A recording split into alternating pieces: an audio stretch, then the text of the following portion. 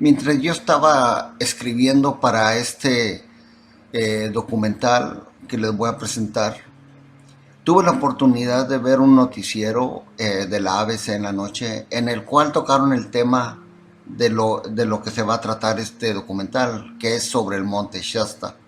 Empezaron a hablar sobre la gente, los visitantes, cómo se vive ahí, sobre todo los turistas, y sobre todo también empezaron a hablar de la espiritualidad que se vive allí, cómo llegan muchos grupos, sobre todo estos de la nueva era. Empezaron a hablar de avistamientos, inclusive de avistamientos ovni. El reportero de ese noticiero fue hasta el lugar, estuvo hablando con testigos, estuvo hablando con personas que viven alrededor y con muchos visitantes. Inclusive llegó ahí a un lugar que es un convento, o es un lugar de un monasterio, perdón, un monasterio oriental. Y bueno, muy interesante todo. Bueno, de perdido están hablando de ovnis, pero me causó mucha extrañeza ver de que no hablaran de estos encuentros con seres extraños, aunque sí hablaron un poco de ellos, pero muy poco.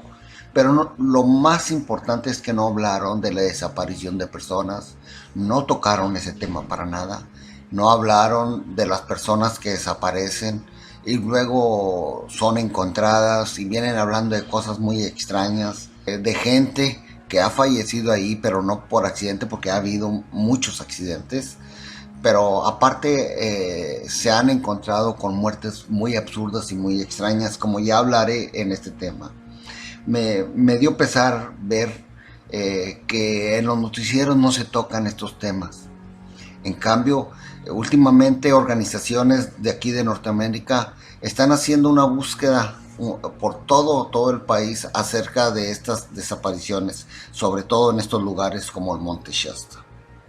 Bueno amigos, soy su amigo Antonio Cisneros y esta vez les presentaré y hablaré sobre los avistamientos ovni, desapariciones, encuentros con seres extraños en este muy enigmático lugar llamado el Monte Shasta. Comencemos.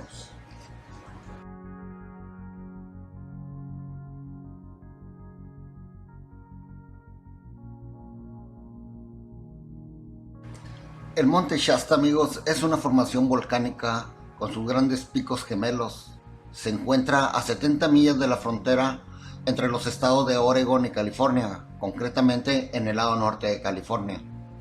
Con una altura de 14.179 pies, el Monte Shasta es parte de la cordillera Cascada o Cascade en inglés. Es una de las montañas volcánicas del Pacífico Norte.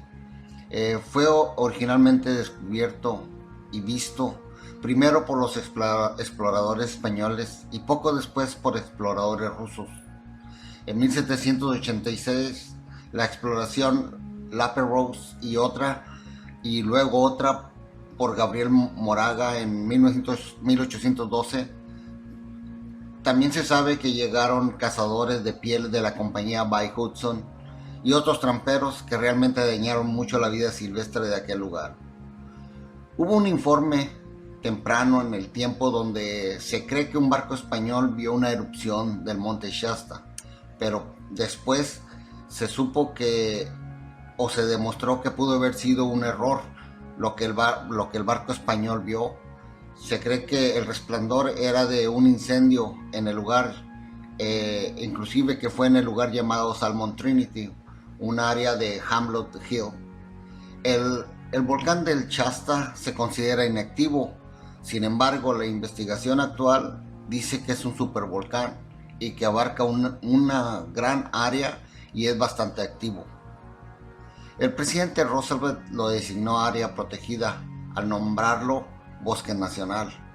Pero antes, durante la fiebre del oro, amigos, cambiaron muchísimas cosas, y desgraciadamente para mal. Se hicieron tratados con las tribus nativoamericanas, pero estos luego fueron deshonrados. Inclusive los lugares de estos nativoamericanos fueron explotados, sus tierras sagradas fueron destruidas, todo por la fiebre del oro y sobre todo por la codicia de los colonos blancos. Para estos blancos, para esta gente recién llegada, que ellos le llaman los blancos, esta gente consideraba a los indios realmente salvajes, poco más que animales, porque según para esta gente blanca eran de esa manera ya que no creían en su Dios cristiano. Hay archivos que dicen que fueron asesinados hasta 3.000 indígenas cuando se hizo una trampa o un engaño. Según se hablaba de un tratado para que supuestamente iba a ser pacífico, pero al parecer hicieron una trampa y todo esto fue liderado por un sobrino de un prominente político de Washington. Murieron muchísima gente.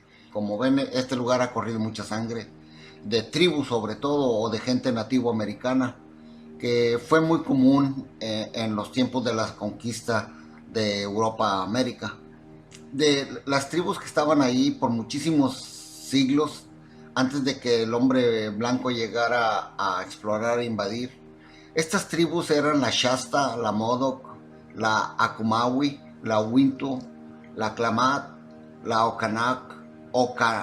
Okwanak, perdón, la Okanchu, que ya no existe como tribu, pero todos sus descendientes fueron despojados, dispersados. Pero estos indios todavía, al menos los indios Shasta, todavía existen. Se sabe que antes de la llegada del hombre blanco, estas tribus tenían una relación íntima y muy armoniosa con este lugar, el cual ellos lo consideraban muy sagrado, sobre todo para todas las culturas que vivían alrededor de este hermoso lugar. Las leyendas del pueblo Shasta cuentan que los grandes espíritus del cielo criaron este planeta desde los cielos con flujo de lava y fuego, luego creando grandes incendios, y las grandes nevadas empujaron un agujero desde los cielos con una roca. Muchos creen que eso quiere decir que hablaban del gran diluvio que causó grandes inundaciones. Hay muchas leyendas nativas que hablan de la creación de todo, pero todos en sí creen que la teoría de que el gran espíritu y sus familias vinieron de los cielos en una orbe o en una nube y se entremezclaron con los indígenas. Casi todas las culturas hispanoamericanas hablan de esta mezcla con espíritus o con dioses que venían de diferente forma, ya sea en orbes o en nubes del cielo. Pero ahora brinquemos en el tiempo, un poquito adelante, para empezar a hablar de lo que nos interesa.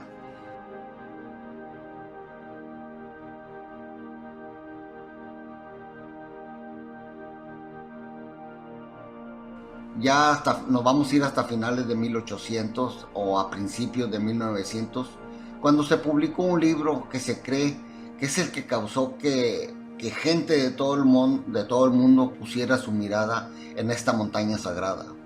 Ese libro llevaba por título Un habitante en dos planetas, escrito por Frederick Oliver, pero fue publicado por su madre 6 años después de la muerte de este autor, llamado Frederick Oliver.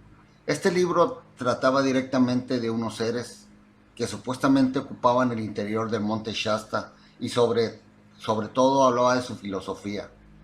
Oliver, el escritor, en aquel tiempo tenía 17 años cuando escribió el libro. Vivía en Yerka, California, a solo 37 millas del monte Shasta. Oliver cuenta que una entidad llamada Philos, y llamado el tibetano, que había vivido innumerables cursos de vida desde la Atlántida y en Lemuria, también conocida, esta última Lemuria también conocida como la Tierra de Mu. Él hablaba de decenas de miles de años atrás. Oliver decía que este ser era el que le tomaba el brazo, con el cual él comenzaba a escribir automáticamente, y siempre lo hacía este ser a través de Oliver. Ya con mucho miedo y muy asombrado Oliver de lo que le estaba sucediendo, al principio no le quedó otra opción que continuar con aquella escritura automática. Este ser llamado Philos, amigos, el tibetano, decía que su última encarnación había sido un minero de los campos de oro del condado de Siskiyou, que es el que está ahí alrededor del Mont Shasta. y que fue guiado a pasar un tiempo en el monte Shasta en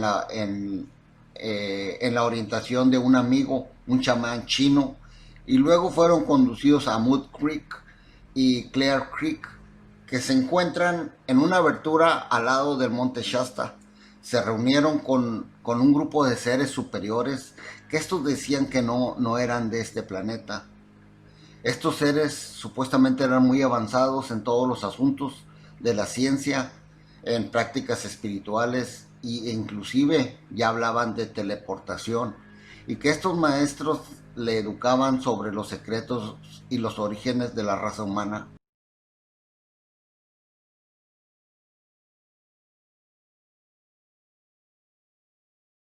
de nuestra especie, y nos llevan a una conciencia crística. Supuestamente esta antigua raza de muchos años por delante reclamó la propiedad de una ciudad en la montaña, esta montaña del monte Shasta llamada Telos. Este libro, amigos, es rico en imágenes, en invención científica, predicciones de cómo funciona la conciencia y otras cosas. Habla de invenciones como el radar, la conexión inalámbrica, en el cual fueron ahí mencionadas mucho antes de que aparecieran. El siguiente en escena, amigos, fue Guy Ballard, fundador, quien fue el fundador de la Saint Germain, junto con su esposa. Según este hombre, Guy canalizaba el espíritu de Saint Germain. Según él contactó con este Saint Germain cuando fue a la montaña en una excursión. Según Guy Ballard, su conciencia fue dilatada por estas experiencias en la montaña y comenzó a escribir libros canalizados bajo el nombre de Godfrey Ray King. Así fue todo lo que influyó o más a la fama espiritual de este lugar. Más tarde llegaron muchísimos seguidores del ocultismo, inclusive muchos emigraron allí. También llegaron muchos visitantes al monte Shasta. Muchas personas visitaban el lugar, pero demasiadas, hasta gente muy rica, la cual era en su gran mayoría, ya que llegaban de todas partes del planeta y en aquellos tiempos era caro llegar desde Europa o de cualquier lugar a ese lugar del monte Shasta o a ese lugar del norte de California. En la actualidad, amigos, hay muchas sectas que visitan el lugar, sobre todo las de la nueva era. En los últimos tiempos llegan también grupos espiritistas y también espirituales, claro, a retiros en grupo.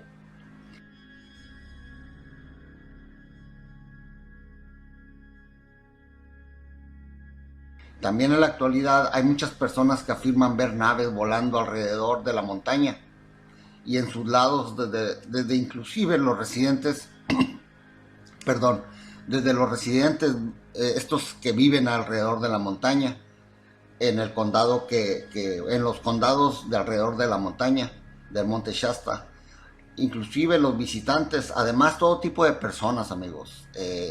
Hay informes de policías del condado y hasta inclusive de los mismos empleados del parque nacional. Ellos han visto y reportado los ovnis y hasta los llamados Stargate. Ellos les llaman Stargate, nosotros los conocemos como portales, por donde según algunos los ovnis llegan y salen del lugar, muy parecido a lo que sucede en el volcán Popocatépetl de México. Como les digo, amigos, es raro oír muchas veces a personas que tengan algún puesto en una jefatura de policía hablar de este tema, pero créeme lo que ahí no.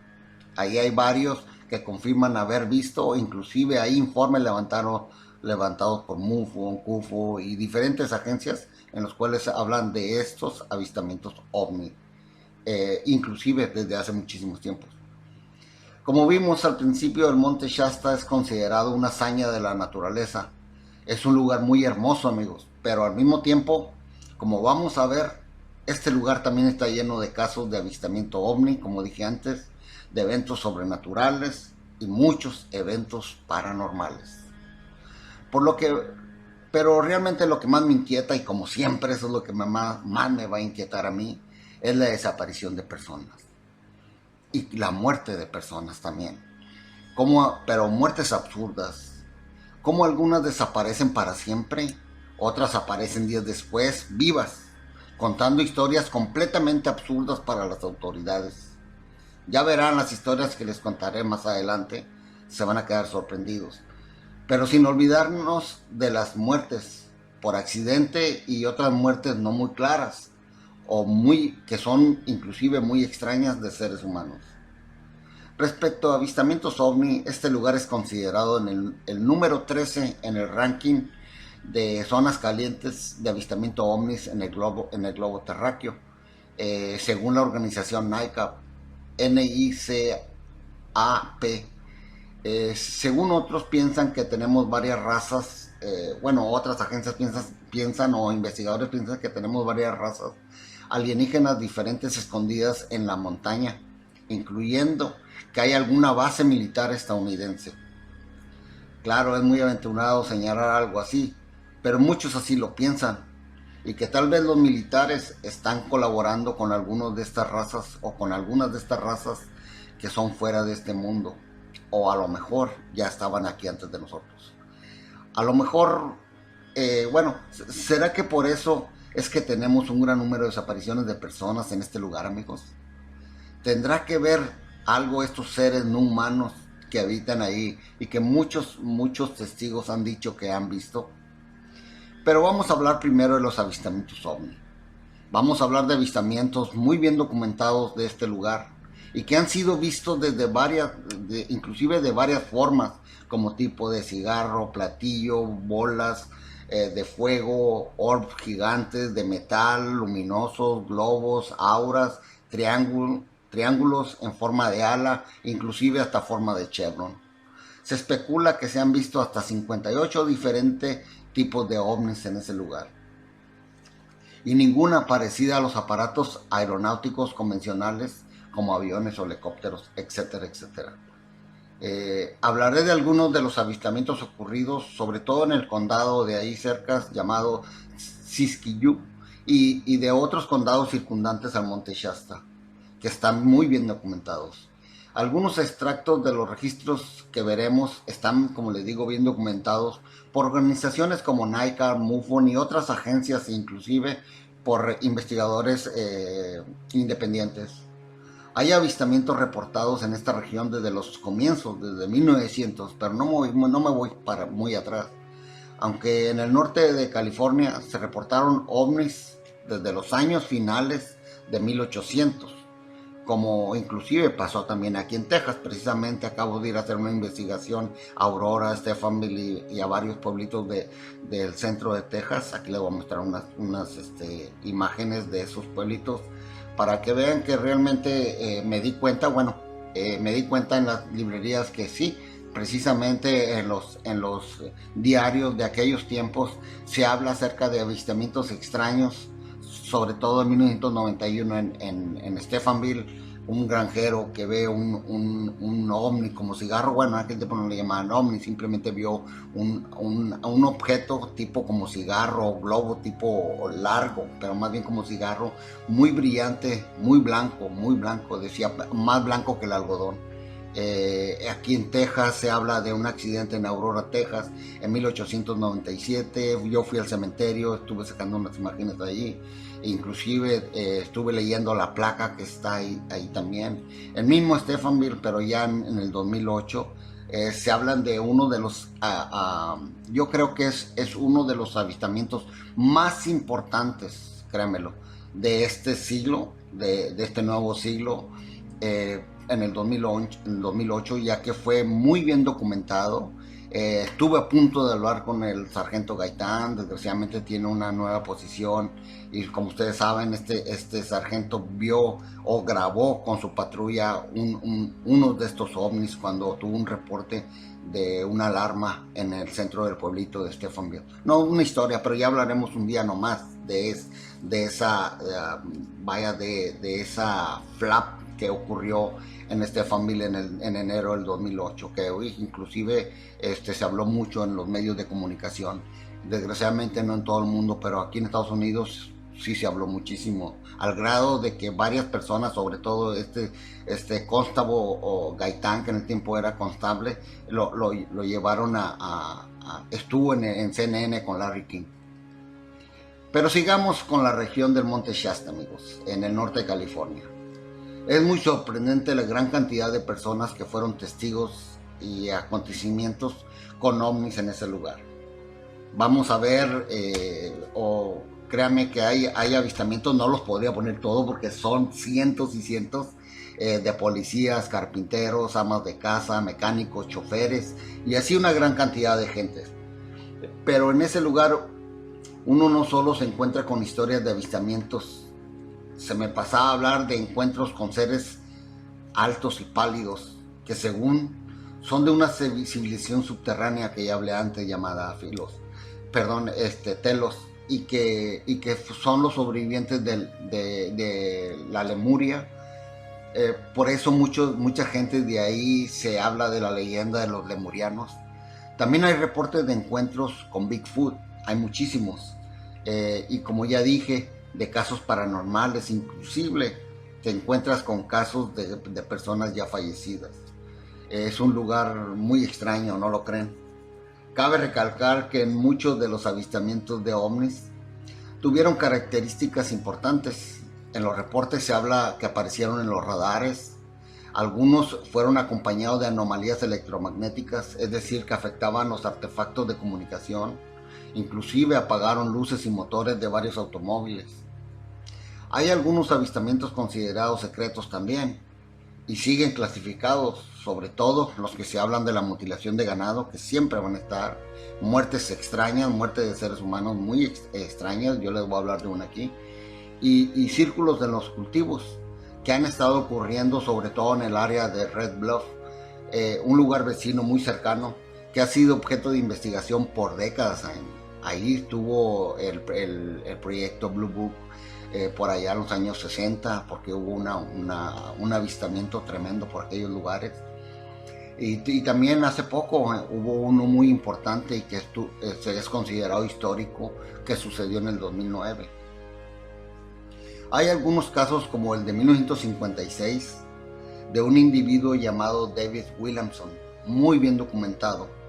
El otro es del 29 de noviembre del 66, de un piloto que observó un platillo volante cuando sobrevolaba el Monte Shasta. Aquí un informe de un archivo ocurrido para que se den ejemplo cómo están archivados estos avistamientos ahí. En octubre 12 de 1956, locación Monte Shasta, California. Testigos 2, objetos 14 naves. Duración 1 minutos. Nombre David Williamson. Observó 14 luces sobre el cielo haciendo maniobras inusuales sobre el Monte Shasta. Y luego sacan más o menos el informe cómo ocurrió todo en esos días. Y dice así, se los voy a leer textual como dice. El señor Williamson era residente de Shasta, había salido de la casa de su hermana y se dirigía al apartamento cuando vio una estrella muy brillante justo encima del pico de la montaña, lo cual atrajo su atención. Pensó primero que era un planeta, pero esa luz comenzó a moverse. Entonces le gritó a su hermana que saliera. Al ver todo aquello tiempo después, se quedó todavía intrigado porque la luz siguió encima del Monte Shasta. Después se dirigió a su apartamento y esa luz seguía ahí. Sacó sus binoculares y ya con la vista más ampliada se percató de algo muy importante, que la luz era causada por 4 luces y que formaban un diamante conectados entre sí. Pero ahí no paró. 2 noches después volvió a ver otra vez el grupo de luces, pero esta vez en presencia de otras 4 personas. Y luego otra vez, pasadas 7 noches, esta vez ya fue el avistamiento más importante, ya que fue cuando vio 14 luces agrupadas en 2 filas. Pero no para ahí, también oficiales de la policía fueron testigos de avistamientos. El capitán Jack Brown levantó 2 reportes de avistamiento ovni, una en 1960 y otra en 1966, siendo él como testigo. El de 1960 con otros 13 testigos oficiales de la policía.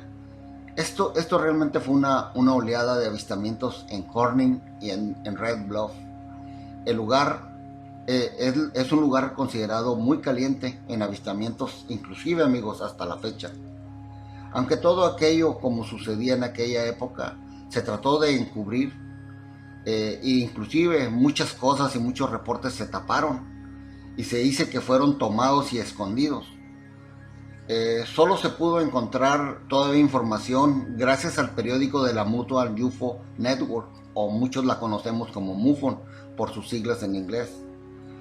El informe, este informe de estos avistamientos dice así, según el periódico del Mutual UFO Network o de la MUFON, ya que, como les dije, esos informes fueron desaparecidos de la oficina del sheriff.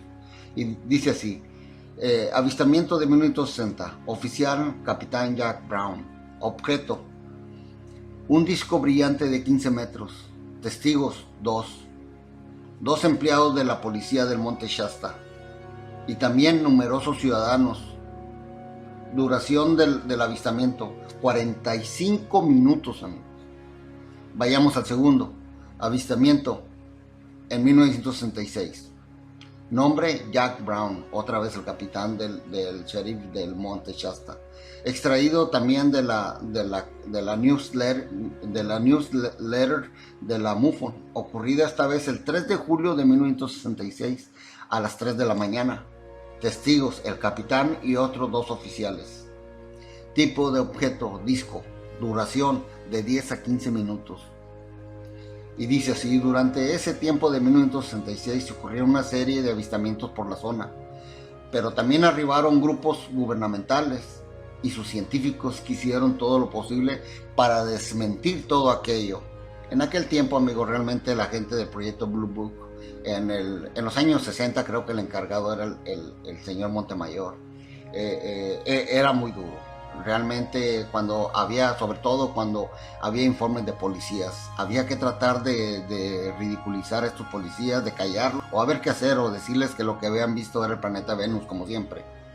Toda esta gente llegó ahí para desacreditar a estas personas, a estos oficiales honestos, que lo único que hacían era decir solo todo lo extraño que estaba sucediendo en aquel lugar.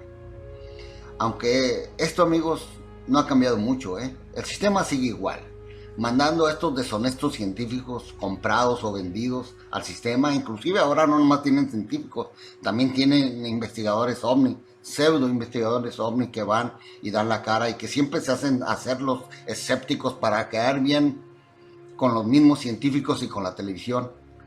Esta gente realmente llegan con todas sus credenciales académicas, sus currículum, y van allí a deslumbrar al ciudadano común con sus estudios, credenciales, y van sobre todo a avergonzar y desacreditar a los verdaderos testigos oculares que estuvieron en los hechos. Ahora, ¿por qué creen que los medios de comunicación, ahora mismo, estoy hablando, cuando pasa algo así, que hablan sobre un avistamiento ovni, siempre invitan a estos pseudocientíficos de inmediato? Créanme. Y la teoría de estos siempre se toma como la correcta, o como la real, o como la verdadera, sin importar que su teoría sea una ridícula, o sea muy ridícula, como es la mayoría de las veces. Todos lo vimos por ejemplo, ¿se acuerdan de cuando hubo las mutilaciones en Argentina, el ganado de Argentina? ¿Se acuerdan que llevaron a unos científicos y hablaban de un ratón hocicudo? Esas, créanmelo, son cosas ridiculeces. Las mutilaciones siguen y ya no se habla de ese ratón hocicudo. Y en aquel tiempo, amigos, en todos los lugares del mundo se dio la noticia que ese era el resultado, que ese llamado ratón hocicudo era el causante de las mutilaciones de bovinos o de ganado en Argentina. Eso realmente fue ridículo, eso no se lo creía ni a su abuela. Vayamos a otro más reciente.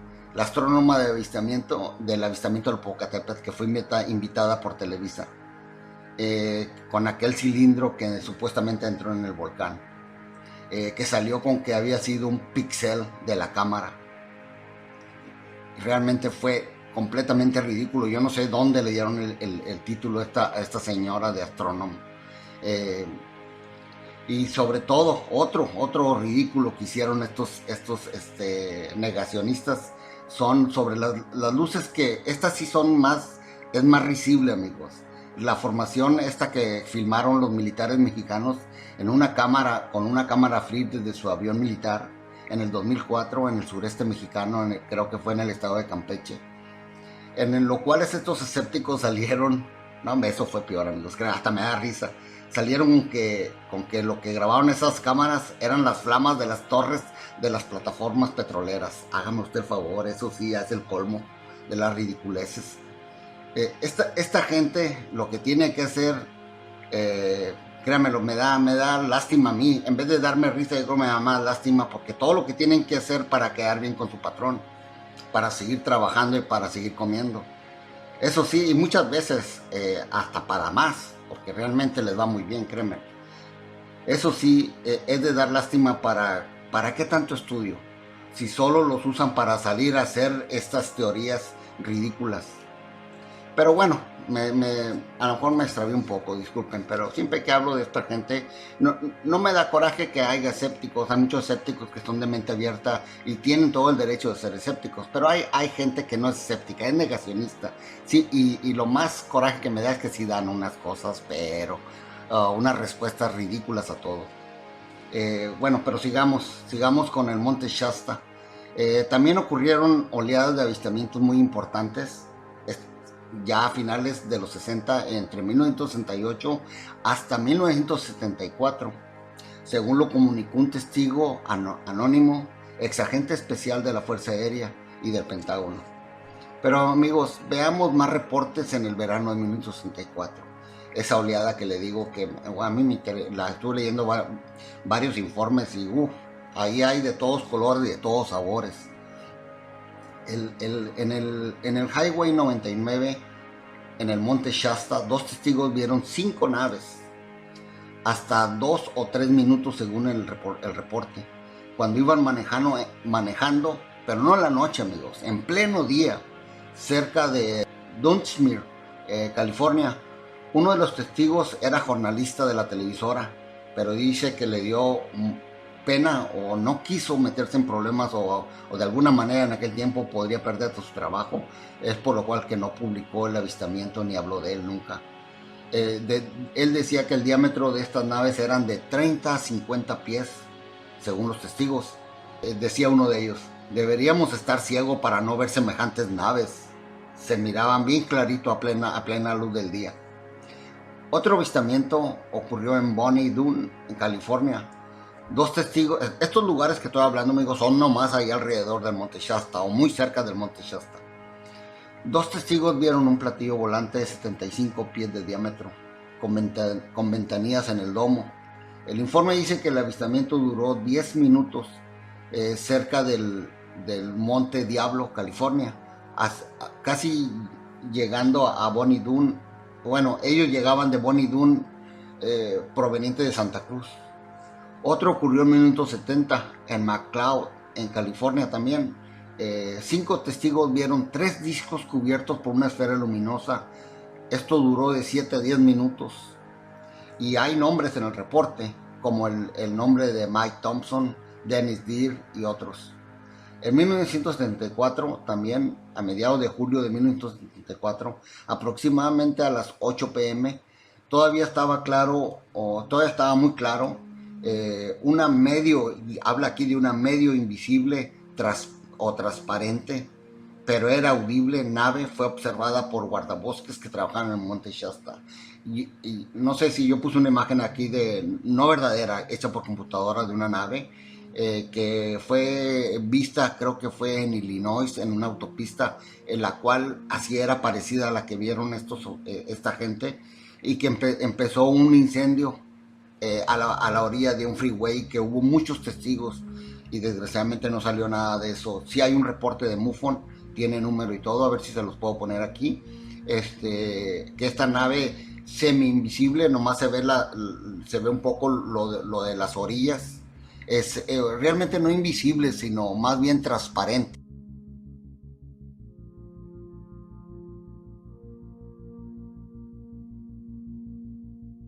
en la cual que le digo que comenzó un incendio y que hubo muchísimos avistamientos de aquel suceso.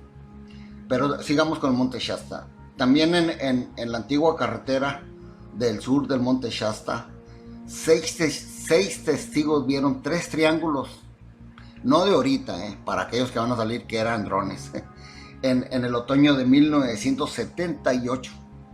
Y en 1981 un testigo vio un disco por muchos minutos cuando cazaba cerca del Monte Shasta. En septiembre de 1980, otro reporte, tres testigos vieron tres objetos de forma de disco a las 5 de la mañana cuando iban a un seminario de la iglesia mormona, que este avistamiento duró de 10 a 12 minutos. En 1981, ya me estoy acercando un poquito más, brinqué muchos amigos, estoy tratando de acercarme un poquito más aquí a la fecha. En 1981 otros dos testigos vieron un objeto en forma de cigarro. Y así hasta llegar a los avistamientos de mayo 26 del 2010 a las 10 de la noche, donde dos testigos vieron cuatro luces brillantes que se movían de abajo hacia arriba. O la del junio 10 del 2010 en Red Bluff, volvemos a ese lugar caliente, ahí mismo en California, donde 7 testigos vieron un objeto que cambiaba de forma. Por hasta 2 horas estuvo este objeto rondando la zona, cerca del Highway 36. En agosto de ese mismo año, a la 1:52 de la mañana, un triángulo gigante, pero gigante, lo dice ahí claramente, muy gigante, fue visto por 15 minutos, cambiaba de colores. También hubo 2 testigos. Y así amigos, créanme que me quedaría narrando cientos de avistamientos, pero cientos de avistamientos en los alrededores del Monte Shasta, hasta el presente, hasta ahora mismo. Desgraciadamente hay muchos reportes últimamente ahí mismo en ese lugar, pero bueno, como sabemos, varias agencias ahorita ya no te dan permiso de ver esos reportes. O unos los esconden muy bien, o los más importantes los tienen en diferente, vaya, no lo ponen al público.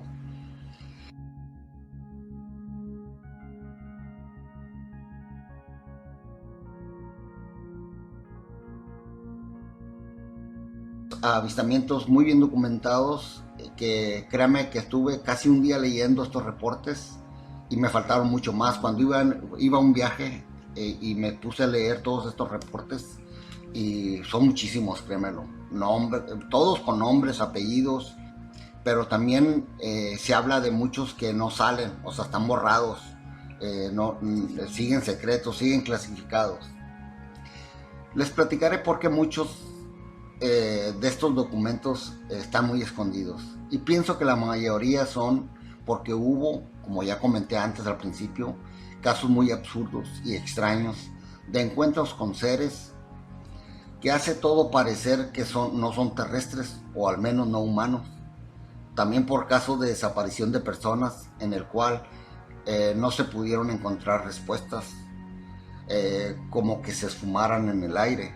Además de víctimas de seres humanos que aparecieron muertos sin ningún tipo de explicación, como por ejemplo el caso de Michael Falvo. Con todo respeto para la familia, pero este es público, este caso es un poco triste. Michael Falvo, de 19 años, que él ascendió al monte Shasta en búsqueda de espiritualidad.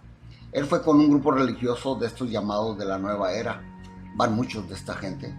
Eran, como ustedes saben, son 14,000 pies de altura la subida a la montaña, y se toma como 10 horas para completar la ascensión.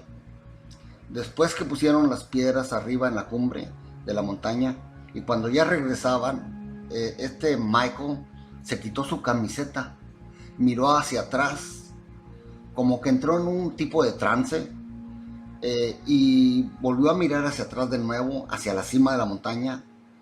Luego siguió a quitarse los zapatos, pero aquí lo extraño es que empezó a correr y empezó a subir de nuevo. Muy extraño, porque la mayoría ya venía cansado. No le dieron mucha importancia, porque todo esto al parecer no tenía ningún tipo de sentido. Inclusive los mismos compañeros que fueron el grupo Decían que no tenía sentido, pero tampoco le pusieron mucha atención, ya que era un chico, era un joven. Imagínense, un chico que ya regresaba, sube de nuevo a la cumbre sin camiseta ni zapatos, a un lugar donde la temperatura, amigos, se desploma en la noche hasta 10 grados, Fahrenheit en la noche. Estamos hablando de varios grados centígrados bajo cero. Él sin nada que lo proteja de los elementos naturales y mortales del clima de ese monte Shasta en las noches.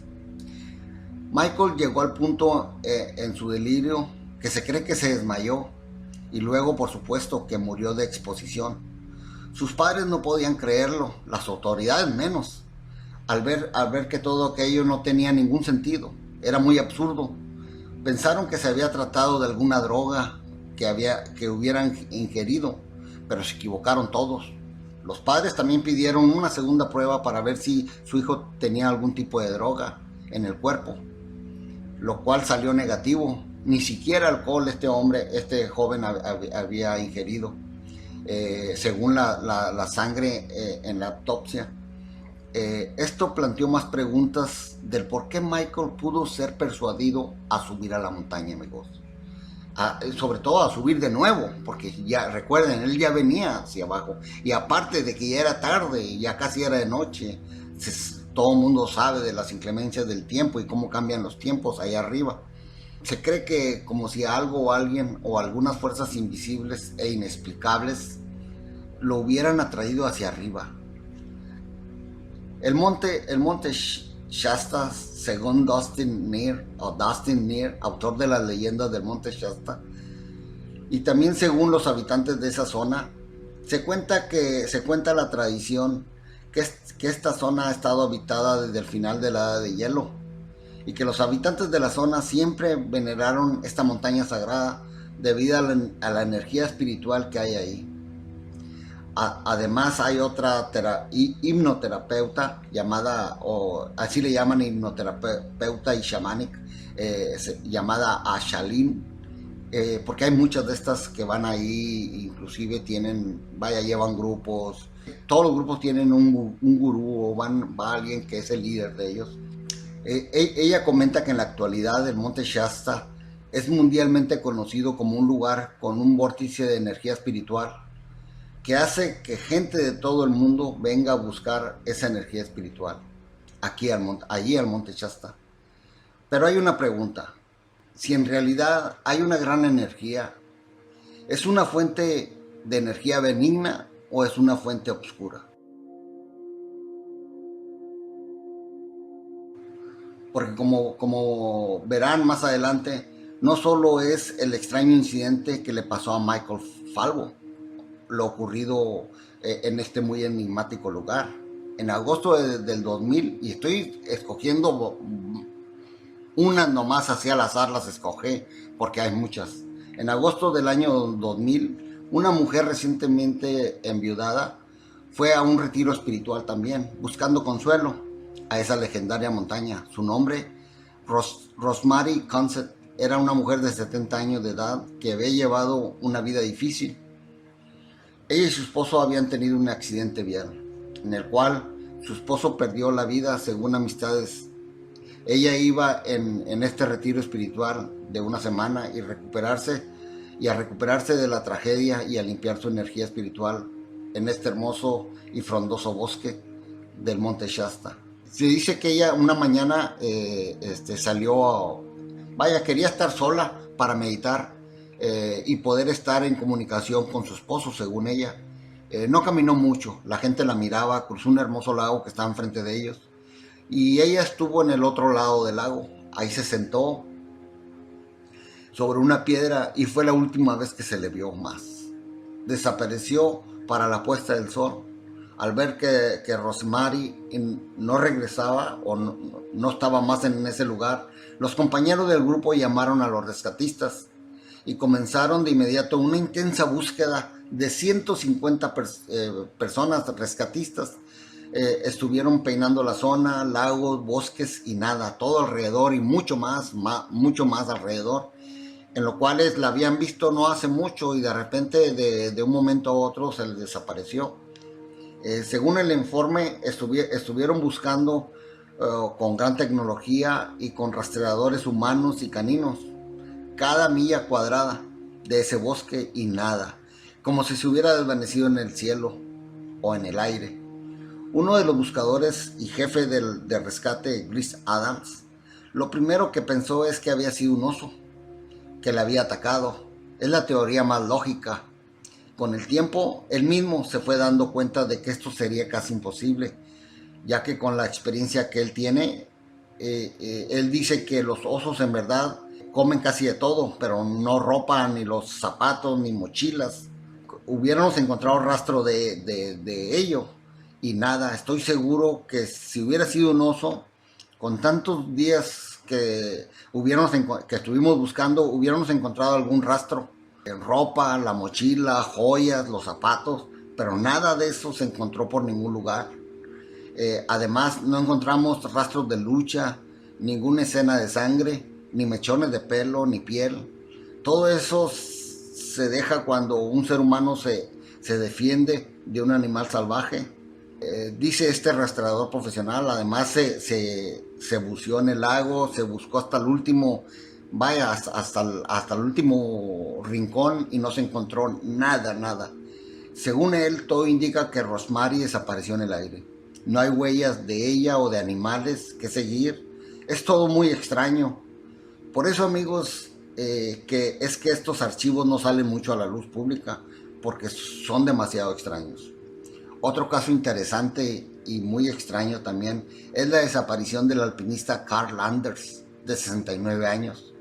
En esta misma montaña, durante una excursión con sus amigos, ellos llegaron a un lugar llamado 50-50 o 50-50. Es un lugar en la montaña donde los alpinistas pueden parar y descansar antes de llegar a la cumbre. Según sus amigos Milt Gaines y Barry Gilmore, Carl se quejó de algo de dolor de cabeza y dice que se les adelantó tantito nomás hacia el lago Helen, y sus amigos ahí le perdieron el rastro. Ahí realmente jamás se supo más de él. Carl fue descrito como un montañista y escalador con mucha experiencia, por lo que sus amigos siempre creyeron que era poco probable que se cayera. Además, el departamento del sheriff del condado de Siskiyou inmediatamente dispuso una búsqueda en conjunto con la Guardia Nacional, que cubrieron el área por aire, con helicópteros equipados, con equipo de infrarrojo, y tanto miembros de la Guardia Nacional como oficiales del sheriff y voluntarios cubrieron toda el área terrestre a pie y en esquís, y no encontraron ningún tipo de rastro de Carl, ni siquiera su equipo, ni mochila o la ropa. Otra vez el jefe de la búsqueda, Chris Adams, le comentó a este autor, David Paulight, que en sus 35, decía Chris Adams, que en sus 35 años de experiencia había sido testigo de extrañas desapariciones, y al parecer esta de Carl era otra de ellas. Siguió comentando Chris Adams, rastreador y buscador de gente desaparecida. Dice, llevamos unos caninos que no pudieron encontrar el rastro de Carl por ningún lado. Volamos alrededor en helicópteros y nada. Hablamos con mucha gente que andaba cerca ahí de donde desapareció en la montaña y nadie lo había visto. Es como que se hubiera esfumado otra vez. Es imposible que no lo encontráramos. Si estuviera, aclara Adams, dice, si estuviera en algún lugar de la montaña, ya que solo se adelantó unos instantes de sus compañeros, y además había más gente por el lugar, pero si realmente estuviera en el lugar lo hubiéramos encontrado. Cuando el investigador y exoficial David Paulight, autor de, como le digo, los libros Missing 411, le preguntó al jefe de nuevo de rescatistas, ya más serio, le preguntó a Chris Adams, y esto se lo preguntó ya al final, cuando cesaron la búsqueda, que por lo general dura hasta 9 días o 2 semanas, que qué pensaba sobre la desaparición de Carl. Adams se quedó pensativo y solo le contestó a David, Esa es la pregunta de los 64 millones. Estoy totalmente desconcertado. Lo que sí te puedo decir es que Carl no está en esa montaña, ni él ni sus restos. Muy interesante la contestación de este hombre con muchos años de experiencia de buscador, de rastreador en ese lugar. Así también, amigos, podría quedarme horas hablando de estas personas desaparecidas en este lugar o en el condado de Siskiyou, como el caso de la chica Kimberly Kai, desaparecida el marzo 8 de 1989, de Hannah Mary Saccaglini, desaparecida el 4 de junio de 1997, de Angela Mary Fuller, desaparecida el 15 de diciembre del 2002, de David Clark Knowles, desaparecido el 17 de agosto del 2006, cuando acampaba cerca de la Interestatal 5, y así, etcétera, etcétera. Muchas de estas personas, si en realidad hubieran sido atacadas o robadas, les hubieran seguido su rastro muy fácil, ya que muchas de ellas traían su cartera, sus tarjetas de crédito e inclusive las tarjetas del banco, pero jamás después de su desaparición se hizo ninguna transacción, así que la desaparición por robo fue descartada por el sheriff, por la policía y por las autoridades.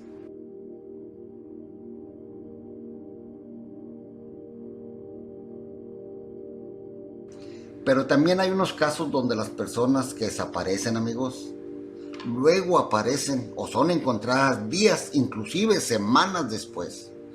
Uno de los últimos casos, amigos, que inclusive fue un final feliz, fue el de Cody y Joseph Hopkins, padre e hijo, que fueron encontrados hace 2 semanas, el 6 de julio de este mismo 2016.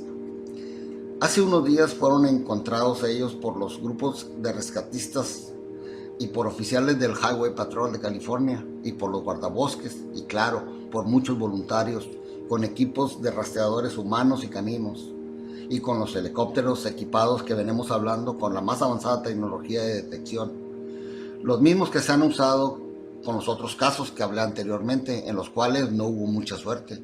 Esto apoya la teoría de muchos buscadores que comentan que todo se puede encontrar, pero que solo cuando hay casos realmente muy extraños, ni con todo el equipo, ni con toda la tecnología que tengamos, vamos a ser capaces de encontrarlos. O cuando haya algún tipo de caso como de estos que entre comillas llamados absurdos.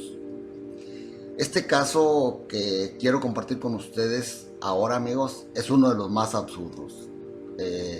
Y créanme lo que si no hubiera oído de los propios labios de la abuela que se presentó en una entrevista con George Knapp y con David Paulich, y que David Paulich inclusive lo relató este caso en uno de sus libros. En una de sus apariciones con George Knapp, el 17 de marzo de 2013, este señor David Paulich habla de este muy extraño caso, sucedido en el Monte Shasta también. Comentó que en septiembre 2 del 2011, una familia estaba acampando cerca de la base del Monte Shasta, al lado del río McCloud.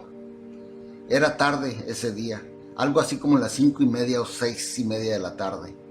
Pero pasó algo inusual. Un niño de 3 años, ya casi 4 años, desapareció solo en unos segundos. Lo perdieron de vista unos segundos y desapareció, ya que se separó un poquitito de sus padres. La familia de inmediato se consternó y pidió ayuda, ya que sabían que en ese lugar habían ocurrido muchas desapariciones, pero lo encontraron 5 horas después, escondido entre unos arbustos, como esperando a alguien. Cuando lo llevaron a terapia, la historia que contó, amigos, fue muy extraña para un niño de 3, casi entrado a los 4 años. Los padres luego la abuela también comentó ya en la entrevista que el niño les platicó que vio que esta última, o sea, la abuela, estaba en el bosque y que lo estaba esperando cuando la abuela no fue con ellos, y que le dijo que si quería caminar. Dice, ¿quieres caminar conmigo? Y el niño consintió. Después dice el niño que lo llevó a una cueva. Ella sacó un papel, el niño decía un papel sticky, o sea, lo que nosotros llamamos un papel pegajoso, y según ya en las palabras, siempre en las palabras del niño, dice que su abuela, aquella abuela, la falsa, la que vio en el bosque, le ordenó hacer popó en este papel pegajoso. Y que él le contestó que no podía. En eso el niño también en sus palabras dijo que su abuela se enojó y que le volvió a decir que lo tenía que hacer. En eso el pequeño dice que vio que su abuela se miraba rara de los ojos. Dijo que después que ella le parecía que era como un robot de su abuela. Eso lo comentó la abuela verdadera del niño, que la llaman Capi. Y dice que su nieto es muy niño para entender y saber algo de eso, ya que ellos nunca han platicado nada sobre eso delante de él. Pero que a pesar de que solo tiene 3 añitos, casi 4, se dio cuenta de que esa señora que decía ser su abuela no era humana. Continúa la abuela comentando que después de las 5 horas que ya encontraron al niño, que el niño fue encontrado, solamente media milla después de donde había desaparecido, dijo que ya era de noche y que no sabía que el niño decía que no sabía qué estaba haciendo allí, que estaba sentado como esperando a alguien. Dice el entrevistador, amigos, el niño tiene 3 años y 4 años, yo ya hablé también, y se sale con una historia como esta. Pues hágame usted el favor, dice George Knapp. Al principio que lo encontraron, primero no le dieron mucha atención a todo eso, pero días después, primero sus padres le preguntaron que dónde había estado, y después que había pasado el trauma, y fue cuando el niño les empezó a contar esa historia varias veces. Así que ellos se preocuparon, pero volvieron ocupados por su trabajo y todo eso. No profundizaron en todo aquello, pero sí vieron un cambio en su hijo, un cambio que ellos sí lo notaron. Pero la que más lo notó, ya que pasaba más tiempo con ella, fue su abuela, esta abuela Capi, la verdadera. Dice que le inquietó mucho lo que el niño le platicaba mucho, que le hablaba de otra abuela. Cuando ella le preguntó si le podía hablar más de esa abuela y de si le podía platicar más de cuando estuvo perdido aquel día en el bosque. Entonces el niño le comenzó a decir que su otra abuela, Capi, así con esto es lo que dice textualmente lo que dice el niño. Dice que su otra abuela, Capi, lo agarró y lo llevó a un lugar muy feo, decía. Pero ella es un robot, abuelita, continúa diciendo. Era una cueva con arañas y había monederos y armas. Tenía mucho miedo, así que no toqué nada. Pero cuando subió la escalera, yo vi que era un robot. Y habían más robots, pero no se movían. Dice la abuela que siguió comentando el niño. Luego ella me dijo que me acueste y ella vio mi pancita. Entonces ella sacó el papel pegajoso o sticky, como dice el niño, y trató que yo hiciera pu en el papel. Pero yo no podía, abuelita. Continuó el niño diciéndole a su abuela que la otra abuela me dijo que yo era del espacio, que ella me puso en la pancita de mi mami. Entonces ella me llevó de nuevo al río y me dijo, espera aquí, hijo, alguien te va a venir a encontrar. Y me dejó debajo de aquel arbusto hasta que llegaron ustedes y me encontraron. Hasta que llegaron los policías y me encontraron, dice. Realmente así fue como lo encontraron, amigos. Además el niño le dijo a su abuela que su otra abuela tenía su mismo pelo, su misma cara y sus mismos pies. Es un niño. Y a mí se me hace bien extraño ahora. Es muy absurda, créanme, es muy absurda y demasiado extraña esta historia. Para que un niño que nunca le habían hablado de esto, nunca sus padres ni su abuela le hablaran de esto tampoco. Los escépticos van a decir, sí, pero hay mucha televisión, las caricaturas y todo eso, pero vaya, lo que les comentó este niño fue algo muy extraño, ya que al menos sus padres dicen que los asombró muchísimo. Pasa mucho tiempo con su abuela y su abuela lo conoce muy bien, así que no. Y además, amigos, hay muchos casos parecidos a este en los libros de Missing 411, que desde ahorita se los recomiendo. Hay muchos casos bien extraños. Su abuela en la entrevista con George Knapp y David Powlett, en esta vez que estaba comentando todo esto, comentó que ella tiene la impresión de que su nieto podría haber estado hablando con un holograma, según como su nieto describe que ya que esta abuela tenía como una luz brillando alrededor de ella. La abuela también comenta que cuando el niño le comentó eso, se horrorizó bastante. Dice que luego llamó a su hijo, que es el padre del niño, y este le contestó que ellos también habían estado intrigados por lo que les había comentado el niño. Ahora la abuela admitió que ella hubiera dejado la historia a la imaginación de su nieto realmente. Dice, ella decía, y yo le hubiera dejado toda la imaginación, si no fuera por una experiencia que yo misma tuve en ese mismo lugar, antes de que le pasara esto a mi nieto. Dice, solamente hacía un tiempo atrás, cuando yo también estaba acampando en esa misma zona, dice esta señora.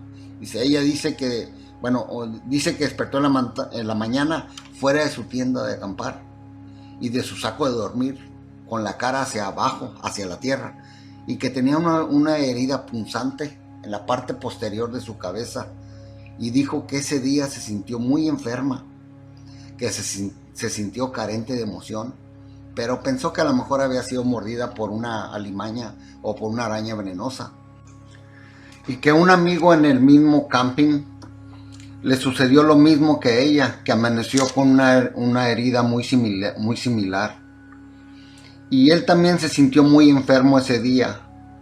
Ella añadió que lo único que recordaba era una cosa extraña que veían a través de los árboles que brillaba esa noche anterior antes de dormir, pero pensaron que eran linternas.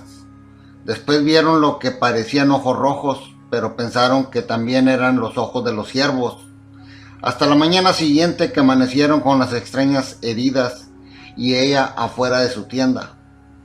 Otra cosa que recordaba de esa noche esta señora es un silencio inusual que había en el lugar, y también recuerda 2 cuervos que ellos se les hizo raro que no volaran y que estuvieran ahí todo el tiempo.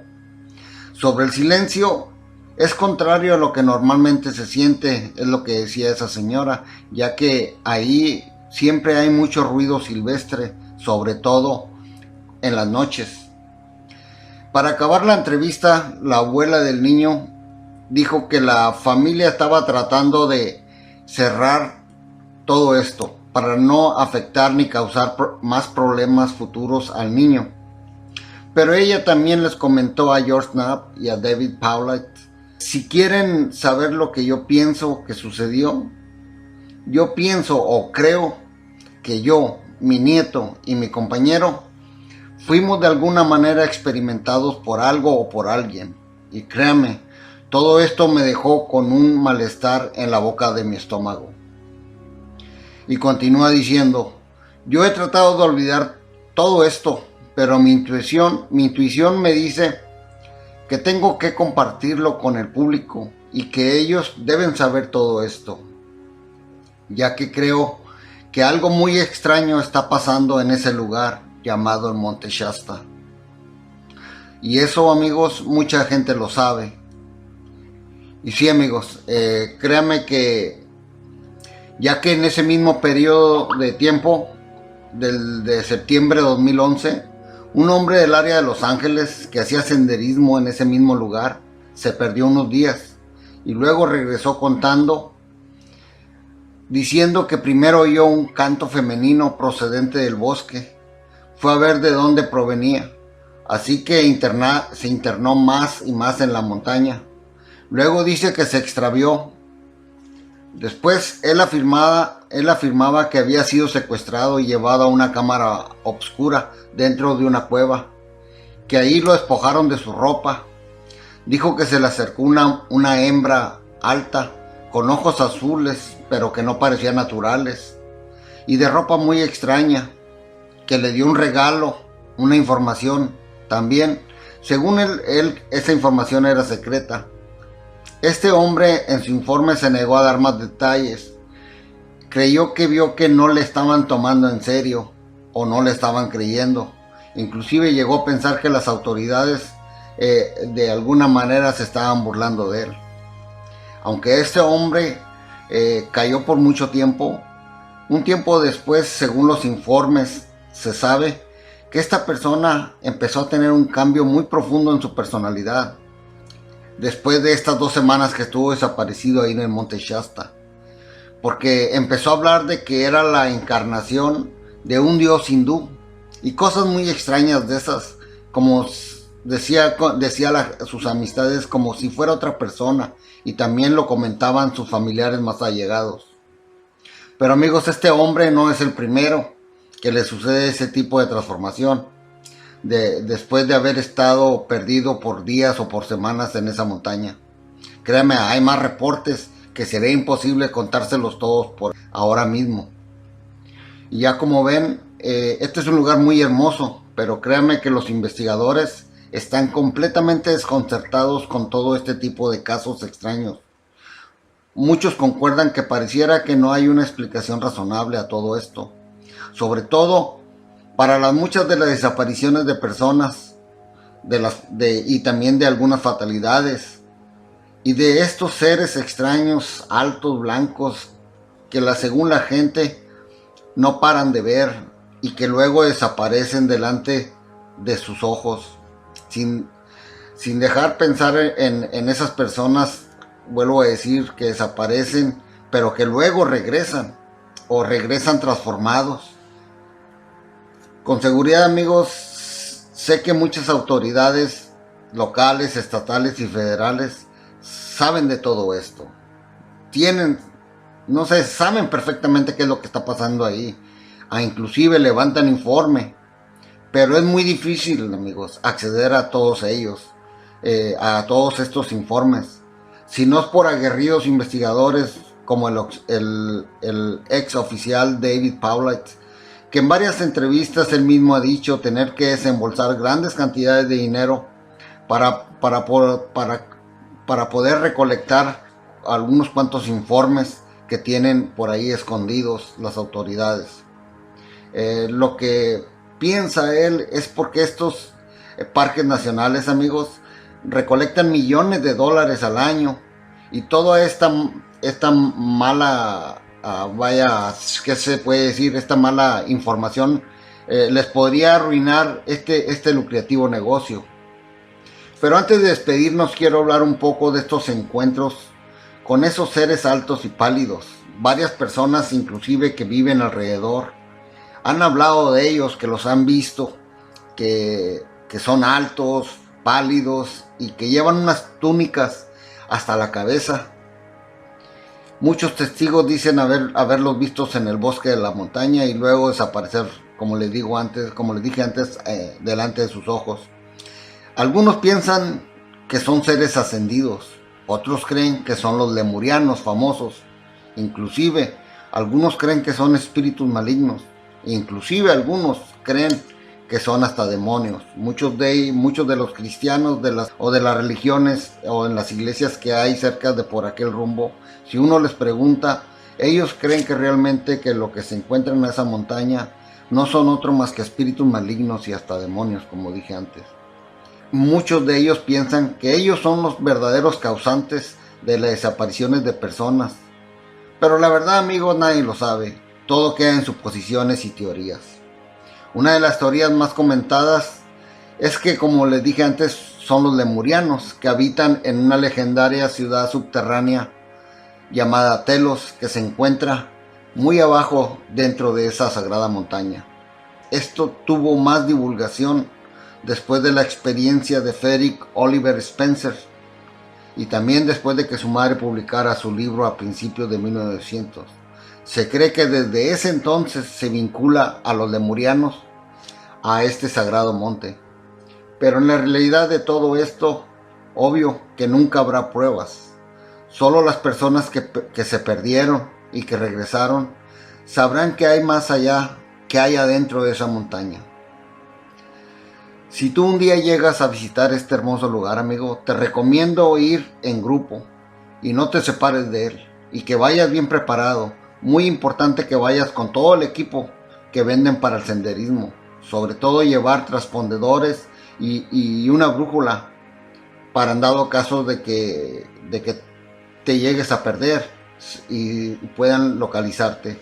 Y también evitar alguna lamentable experiencia como de las que hemos hablado ahora, ya que estos lugares son muy hermosos, con paisajes que son una delicia para tus ojos. Así que yo sí los invito a ir, solamente con mucho cuidado. Créanme, son lugares hermosísimos, no hay como estar ante la naturaleza. Bueno amigos, lo único que nos queda es que algún día alguien logre descubrir lo que realmente está ocurriendo en el Monte Shasta. Es todo por este pequeño documento. Nos vemos hasta muy pronto. Un gran abrazo para todos ustedes. Se despide su amigo Antonio Cisneros. Hasta la próxima.